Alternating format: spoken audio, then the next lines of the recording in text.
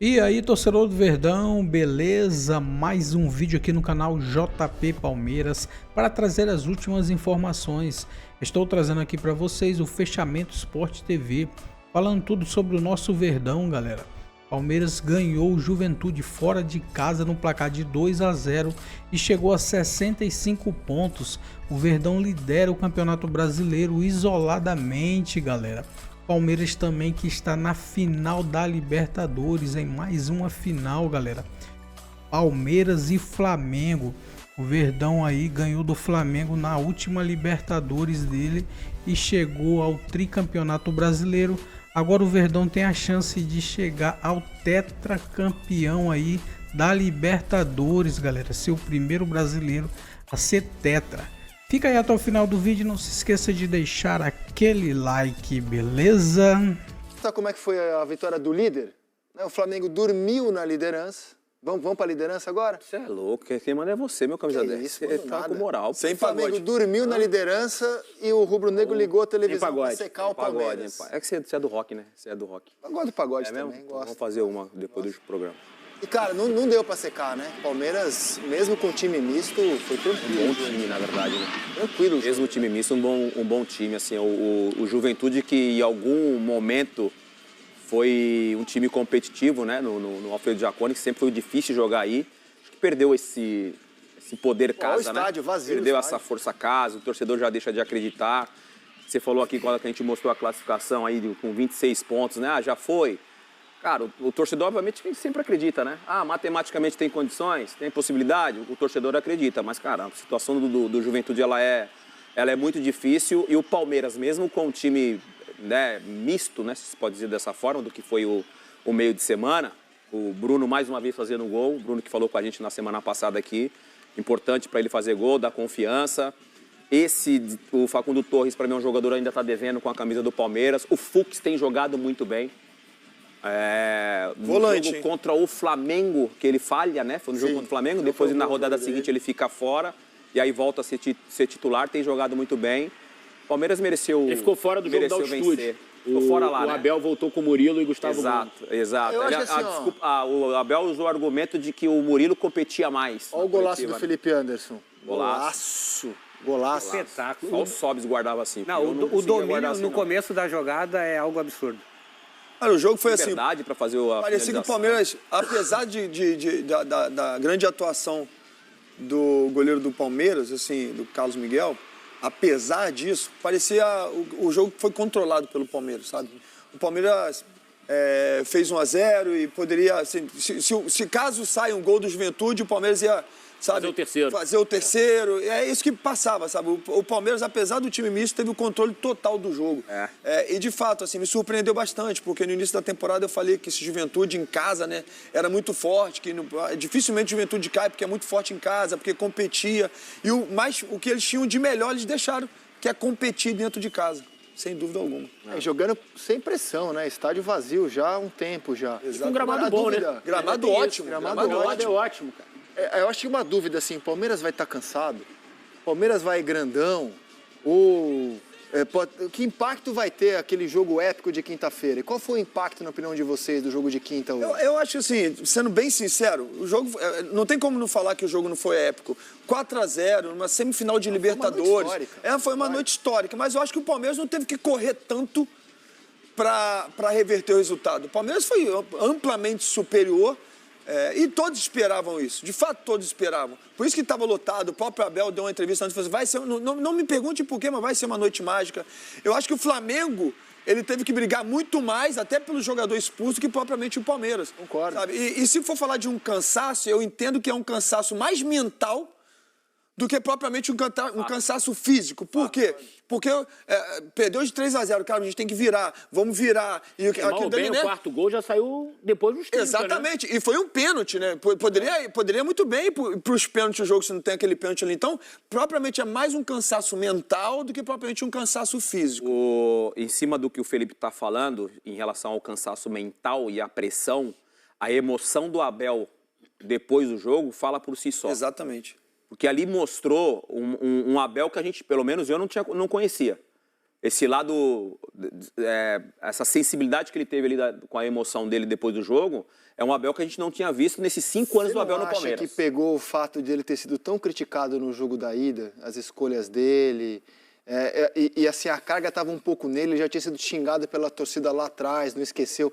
Você não acha que ele estava assim com a carga, Pode se ser. sentindo com o caminhão Não só isso, eu acho que ele é um cara que ele se cobra muito. Se cobra muito. Ele se cobra muito, ele vai ao extremo da cobrança, e quando ele percebe que o plano Abel não deu certo no primeiro jogo, eu imagino que o pós-jogo, até o jogo da classificação histórica do Palmeiras, nesse meio teve Cruzeiro. Acho que foi um trabalho que ele fez até... o Palmeiras não consegue fazer um bom jogo contra o Cruzeiro, né? O Palmeiras não joga tão bem assim contra o Cruzeiro, porque a cabeça provavelmente dele estava na noite histórica. E aí quando ele desaba dentro do gramado e você vê a emoção de todo mundo com ele ali, na minha opinião, fala muito o que é o Abel na intimidade com os jogadores.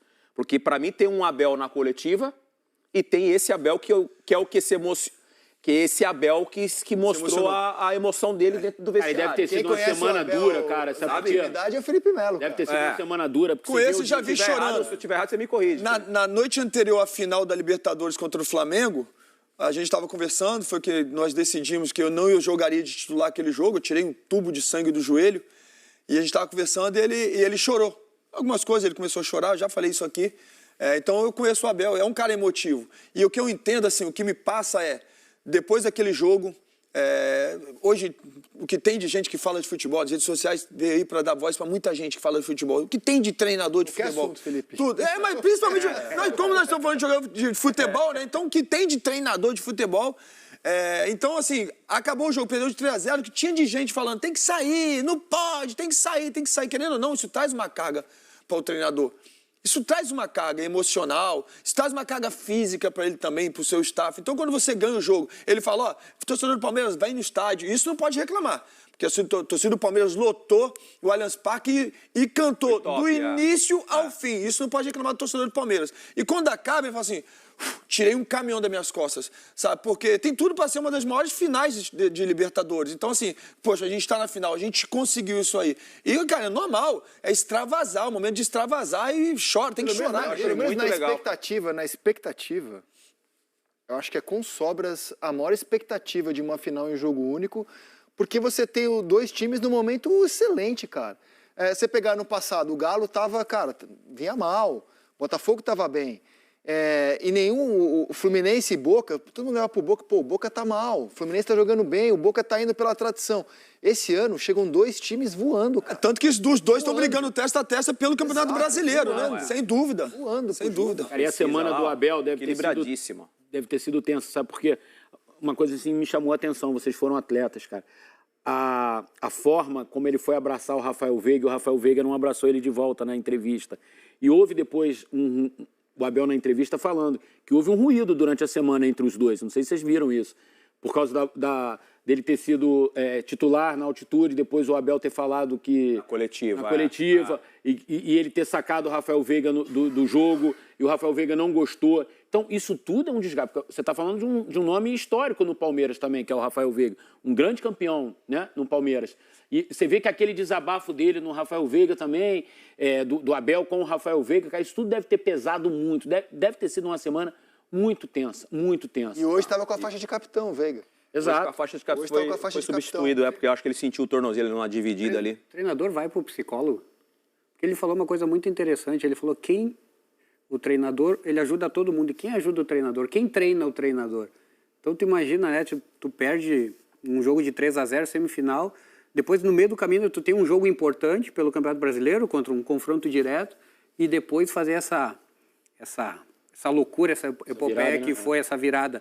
E ele fala isso, me chama muita atenção. Tipo, cara, quem treina o treinador? Mas cara, tem, e a pressão deve ter... Tem que ter psicólogo, você tem mentores, você tem psicólogos. Eu trabalhei com muitos treinadores já há muito tempo atrás e os caras já tinham o psicólogo, tinham seus mentores, sabe? Pessoas que eles precisavam conversar, que ajudavam em um detalhe ou outro. O que mais tem?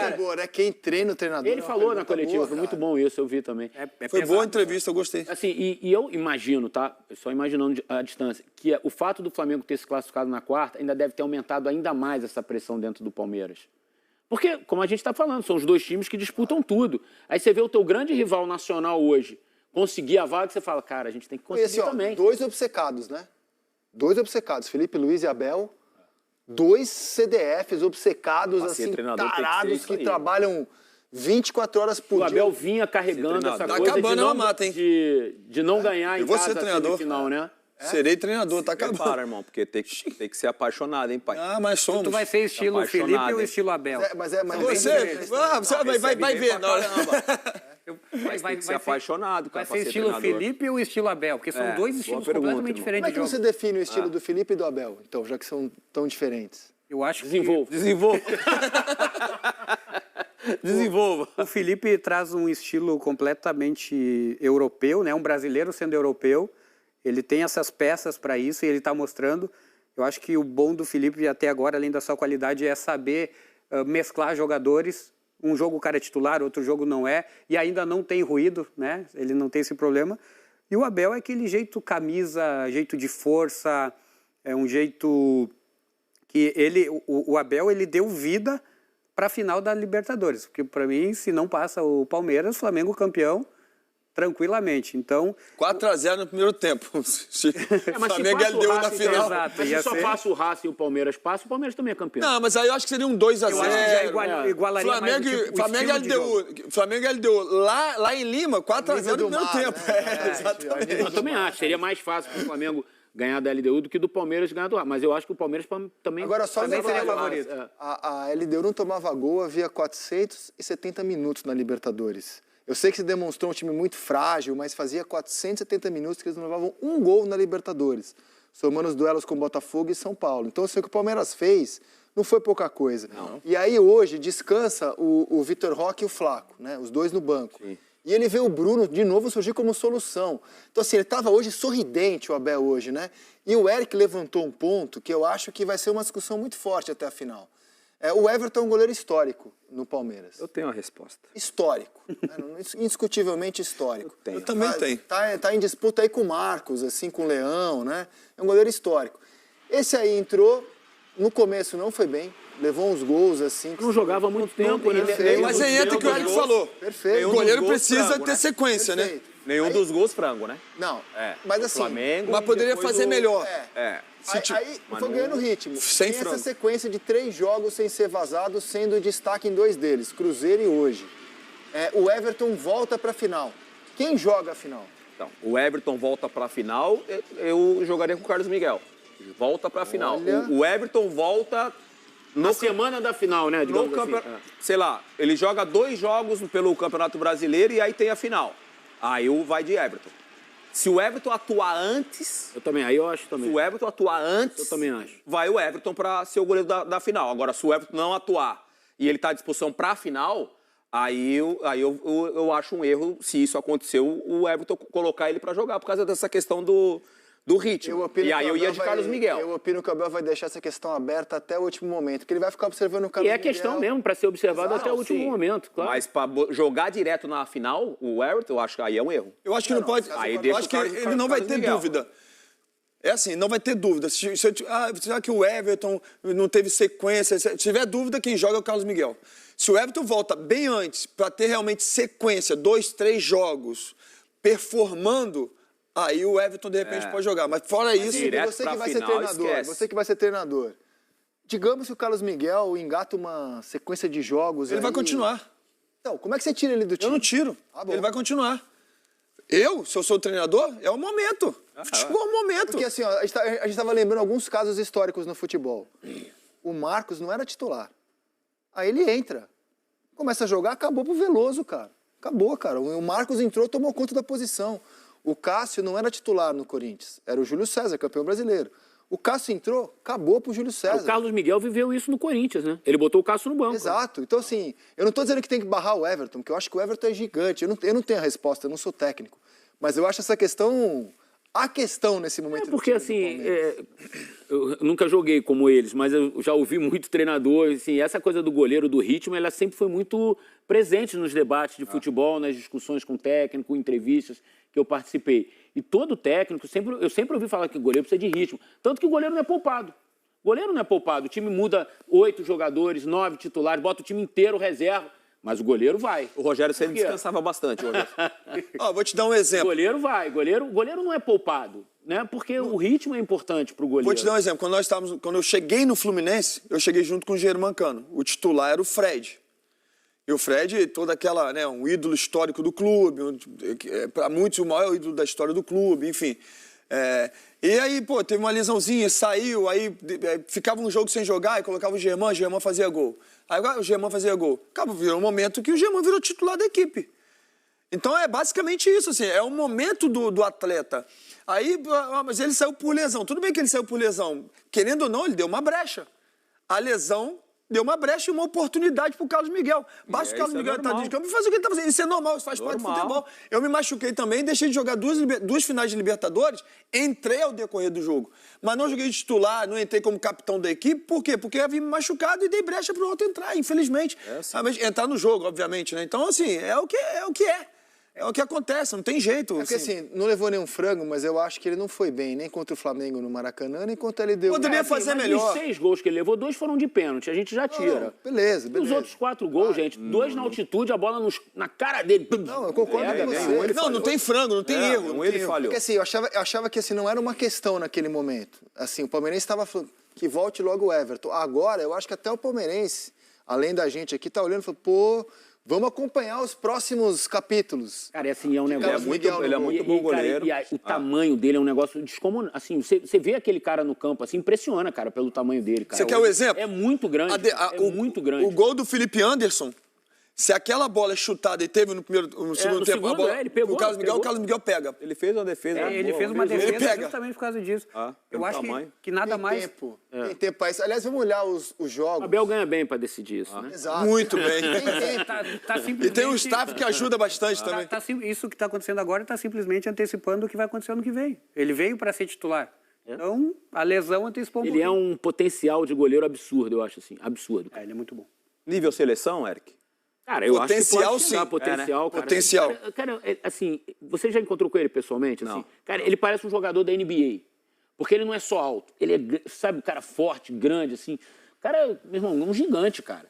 Com 2,4 metros, com o treinamento de goleiro que hoje a gente tem no Brasil, agilidade, ele pegou uma cabeçada embaixo, que antigamente você falava, goleiro grande não chega nessa bola. Exatamente. No segundo tempo, pá, ele pegou aqui embaixo, tinha uma cabeçada dificílima, cara. A agilidade desse cara de 2,4 metros, impressiona, eu também acho o Everton um monstro. Não, é um monstro. Assim, por isso que é uma questão... histórico do Palmeiras. Exato, é uma questão... Bicampeão de Libertadores, mas protagonista. por história, nós seguiremos jogando, pô, né? Opa!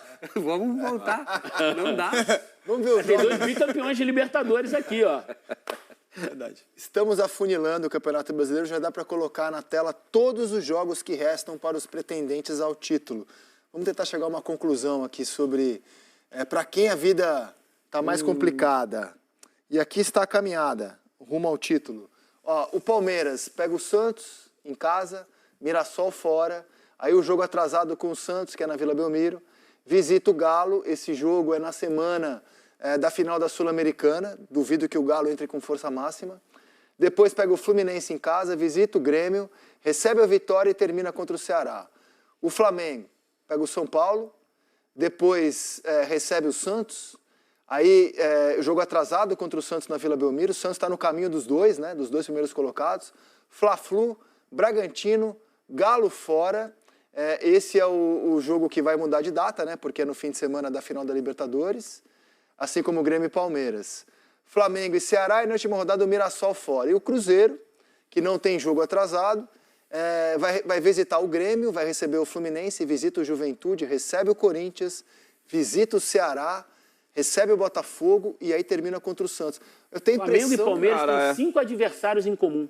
Eu tenho a impressão que o Cruzeiro tem uma caminhada um pouco menos dura, embora ele tenha que tirar pontos para os dois. Uma impressão, assim, bater no olho que o Cruzeiro tem uma caminhada um pouco menos dura. Palmeiras e Flamengo pegam o Galo, Palmeiras e Flamengo pegam o Fluminense, Palmeiras e Flamengo pegam o Ceará, pegam o Santos e pegam o Mirassol. Impressionante, cara.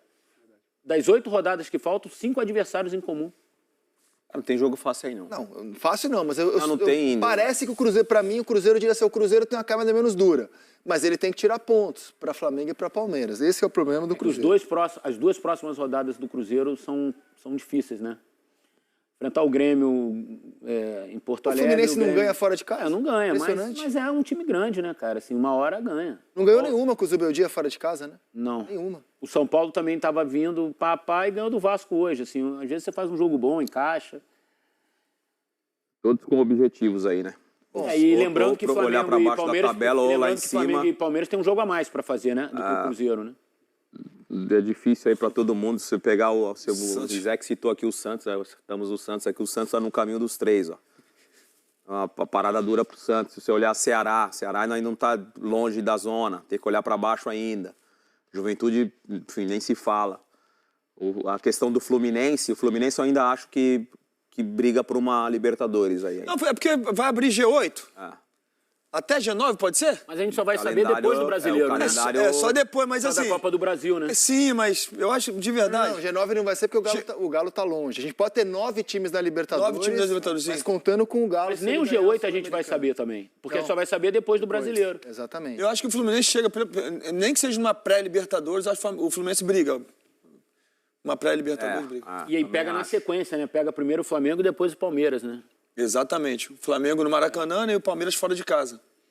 E o Mirassol, né? Próxima rodada é Fluminense e Mirassol no Maracanã. Agora, esses jogos, ó, Grêmio e Palmeiras, Atlético e Flamengo, não vão ser dia 30, né?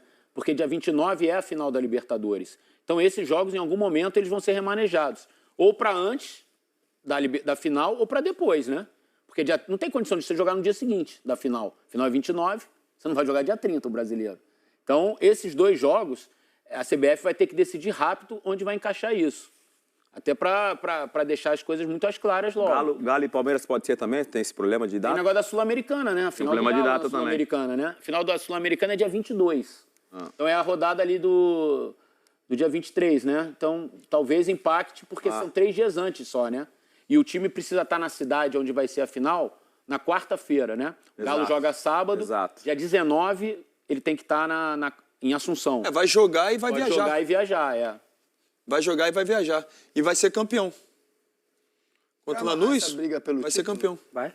Galo? Eu também acho, é bem favorito. O Galo é muito favorito e só uma tragédia tiraria o título do Atlético Mineiro. Para mim, o Atlético Mineiro vai ser o campeão da Sul-Americana. Vai ser o campeão. Vamos rodar os gols do Flamengo ontem, pra gente passar a régua nessa bora. título? Vamos lá. Foram bonitos os gols, né, cara? Então é isso, torcedor do Verdão. Valeu por chegar até aqui no final do vídeo. Não se esqueça de deixar aquele like, beleza? Se você ainda não for inscrito aqui no canal, já se inscreva. Ative o sininho de notificação para não perder nada que eu posto aqui no canal. Falou e até mais!